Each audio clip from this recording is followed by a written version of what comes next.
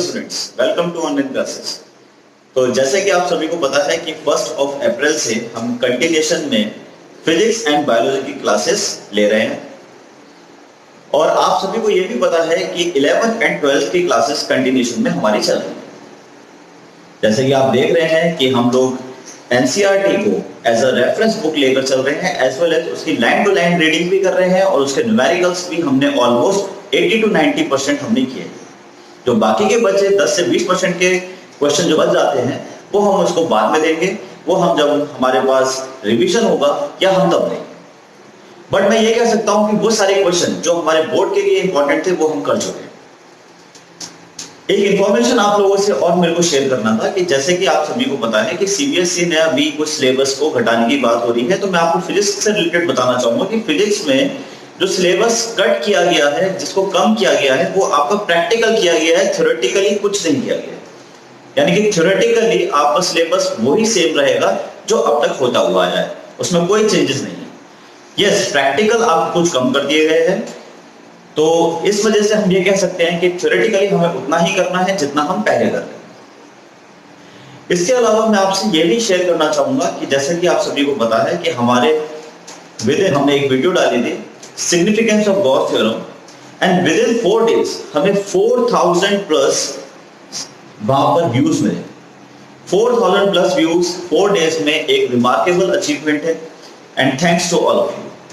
तो इसीलिए इसी तरीके से आप लोग कंटिन्यूएशन करते रहिए, ज्यादा से ज्यादा आप उसको प्रैक्टिस करिए। कोई क्वेश्चन अगर आपको प्रॉब्लम आता है तो आप स्टूडेंट एल्यूमिनाई पोर्टल के थ्रू हमसे पूछ सकते हैं। बहुत सारे स्टूडेंट वहां पे पूछ भी रहे हैं और इसी तरीके से अपनी स्टडी को कैरी ऑन। तो स्टूडेंट, जैसे कि हम लोग न्यूमेरिकल्स कर रहे थे इलेक्ट्रिक फ्लक्स के, और अब तक हम कुछ एनसीईआरटी के न्यूमेरिकल्स कर चुके हैं, एज वेल एज हम कुछ प्रीवियस ईयर के क्वेश्चंस कर चुके हैं, और प्रीवियस ईयर में हम 10 इयर्स को कंसिडर करते हैं। तो ये अगला क्वेश्चन आपके सामने लिखा हुआ है, ये सीबीएसई 2013 में आया था, 2013 का क्वेश्चन है। A hollow cylindrical box of length 1 meter and area of cross section 25 centimeter square is placed in a 3-dimensional coordinate system as shown in the figure. The electric field in the region is given by E is equal to 50x I cap, where E is in Newton per coulomb and X is in meters. Find number 1 net flux through the cylinder, second charge enclosed by the cylinder. तो बहुत simple question है, जैसे अब तक हम करते आए हैं, बिल्कुल उसी पैटर्न का क्वेश्चन है। ठीक है, तो देखते हैं इसको किस तरीके से कर सकते हैं। डायग्राम आपके सामने बना हुआ है, तो इसको लेकिन हम रीड्रॉ करेंगे। ठीक है, अपने हिसाब से रीड्रॉ करेंगे इसको।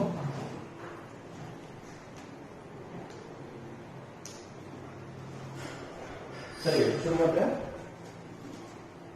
तो जैसे कि क्वेश्चन में आपको साफ साफ दे रखा है कि आपको एक कोऑर्डिनेट सिस्टम यहां पर पहले फटाफट से ड्रॉ करते हैं। Let's draw a coordinate system. ठीक है, यहीं पर मैं ड्रॉ कर लेता हूं इसको। तो let's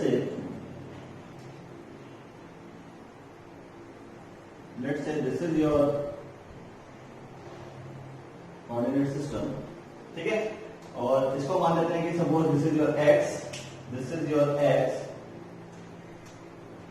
okay, this is your X, this is your Y and this is your Z.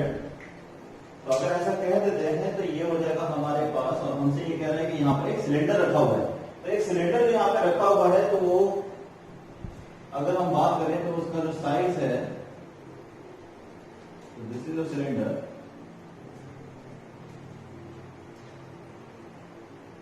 ठीक है, और यहां से लेके यहां तक का डिस्टेंस 1 मीटर दे रखा है, और यहां से लेके यहां तक का डिस्टेंस अगेन 1 मीटर दे रखा है। इसके अलावा आपको ये भी दे रखा है कि ये आर है, राइट हैंड साइड है, और ये लेफ्ट हैंड साइड है। आर और एल का मतलब है राइट हैंड साइड है, लेफ्ट हैंड साइड, और ऑरिजिन आपको यहां पर मेंशन है। चलिए ठीक है, तो बहुत सिंपल है। अब आपको क्योंकि इलेक्ट्रिक फील्ड अगर सबसे पहले हम बात करें गिवन की, तो गिवन में हमें सबसे पहली चीज जो दे रखी है दैट इज इलेक्ट्रिक फील्ड। तो electric field is given by, electric field is equal to कितना दे रखा है, that is 50x I cap, 50x I cap. ठीक है, इसके अलावा अगर हम एरिया की बात करें तो एरिया भी आपको दे रखा है, एंड एरिया यहां पर आपको दे रखा है विच इज ds हम अगर कहते हैं तो एरिया हमारे पास 25 सेंटीमीटर स्क्वायर दे रखा है, ठीक है।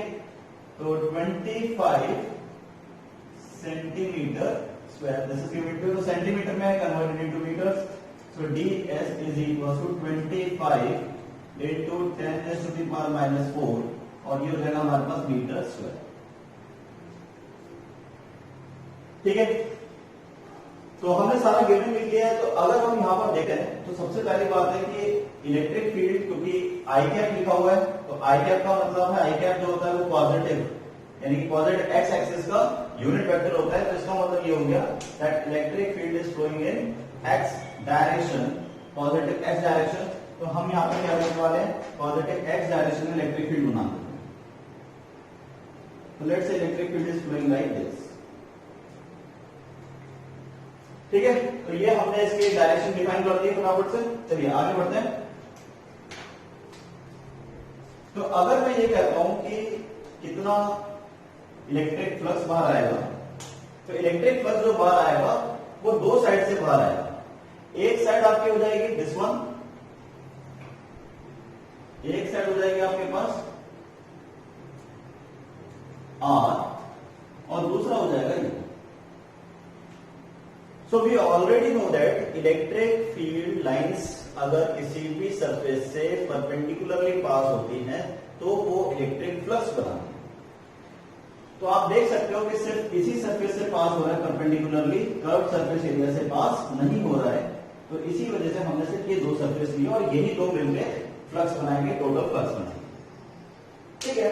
तो अगर हम यहाँ पर इसका एरिया वेक्टर ड्रॉ करते हैं तो area vector always acts perpendicular to the area, तो परपेंडिकुलर टू द एरिया तो it will act like this.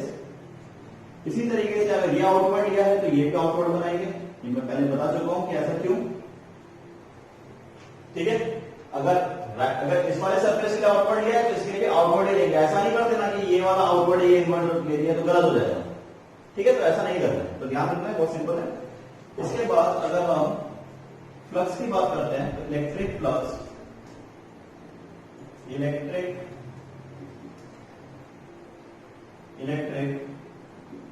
flux passing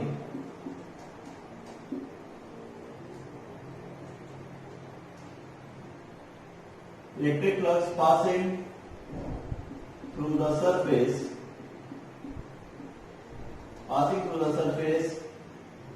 R। तो R से अगर पास हो रहा है तो सबसे पहले ये देखिए कि R से इलेक्ट्रिक फील्ड कितना पास हो रहा है। तो इलेक्ट्रिक फील्ड जो है वो वेरी कर रहा है 50 इंटू एक्स। आई क्या हटा देंगे तो वेक्टर साइन हटा देंगे, ठीक है। तो क्योंकि x क्या है, डिस्टेंस को रिप्रेजेंट कर रहा है। तो अगर हम ओरिजिन से देखें तो ओरिजिन से r की डिस्टेंस कितनी है, 1 + 1 विच इज 2। तो इसीलिए हम x की वैल्यू कितनी डाल देंगे, यहाँ पे 2 डाल देंगे। तो E इज इक्वल टू हो जाएगा 50 into 2 which is equal to 100 newton पर कूलम। तो अब अगर मैं यहाँ पर वैल्यू लिखना चाहता हूं तो let's find out the value. तो अगर मैं यहाँ पर लिखता हूं तो फ्लक्स राइट हैंड साइड में लिखा हुआ है तो इज इक्वल टू हो जाएगा E ds cos थीटा। तो 5r is equal to E हो जाएगा हमारे पास 100 इंटू और ds हमारे पास था 25 इंटू 10 की पावर माइनस 4 और cos थीटा हो जाएगा हमारे पास 0 क्योंकि electric field and ds both are parallel to each other, तो 0 डिग्री बनाएंगे। तो cos 0 की वैल्यू हमारे पास कितनी होती है, दैट इज 1। तो इसीलिए अगर इसको सॉल्व करेंगे तो ये हमारे पास आ जाएगा 5r is equal to 25 into 10 to the power minus 2 newton metre square पर कूलम, ठीक है। तो इस तरीके से इसको हम आइडेंटिटी पर फाइंड आउट कर सकते हैं। तो बहुत सिंपल है, आई होप ये सभी को क्लियर है। चलिए इसको नोट करेंगे फटाफट से। तो हमने यहां पर क्या निकाला है, 5r निकाला है। इसी तरीके से अब मैं इसको रब कर रहा हूं, तो रब करने के बाद now I am going to calculate in the same वे,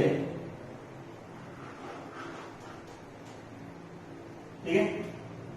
अब निकालते हैं सरफेस सेकंड के लिए, एल के लिए निकालते हैं। तो एल के लिए अगर मैं बात करता हूं, ठीक है, इस वाले सरफेस की बात कर रहे हैं हम, तो ये सरफेस अभी ऑरिजिन से कितना डिस्टेंस पर है, 1 मीटर के डिस्टेंस पर, तो x इज इक्वल टू 1 लिख देंगे। तो E इज इक्वल टू मेरे पास कितना हो जाएगा 50 into 1, तो this is your electric field 50 Newton पर कूलम, ठीक है। तो हम निकाल रहे हैं अब L सरफेस के लिए। तो अब मेरे पास अगर मैं प्लस फाई L लिखता हूं तो ये हो जाएगा मेरे पास E ds cos theta, then phi L is equal to E हो जाएगा हमारे पास 50 और ds हो जाएगा 25 इंटू 10⁻⁻⁴, ठीक है। और cos theta will become 180 degree, और ये cos थीटा 180 क्यों है, क्योंकि इलेक्ट्रिक फील्ड इधर जा रहा है और ds वेक्टर इधर जा रहा है, एरिया वेक्टर, और E और ds के बीच का एंगल होता है हमारे पास थीटा, तो दैट इज 180 डिग्री। cos 180 की वैल्यू -1 होती है, तो phi L is equal to, अगर हम इसको सॉल्व करते हैं तो हमारे पास वैल्यू आती है -25 आ रहा है, तो ये हो जाएगा हमारे पास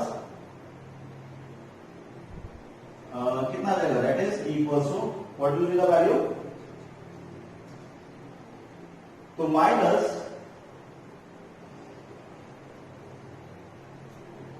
12.5 इंटू 10⁻⁻² न्यूटन मीटर स्क्वायर पर कूलम, ठीक है। समझ में आ रहा है ये चीज, ओके। तो क्योंकि हमें नेट फ्लक्स निकालना था, we have to calculate the net flux through the cylinder,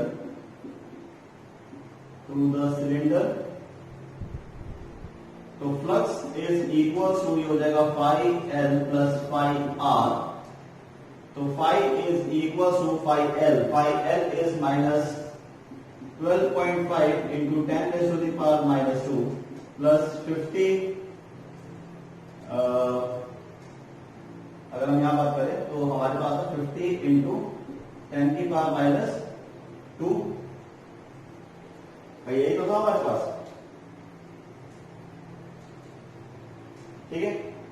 तो फाई L हमारे पास माइनस तो आ गया था, और R हमारे पास नंबर आ गया है, that is sorry it is 25 not 50, this is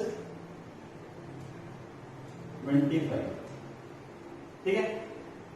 इसको सब्ट्रैक्ट करेंगे तो सब्ट्रैक्ट करने के बाद हमारे पास वैल्यू आ जाती है 12.5 into 10⁻⁻² which is equal to 0.125 newton metre square पर कूलम,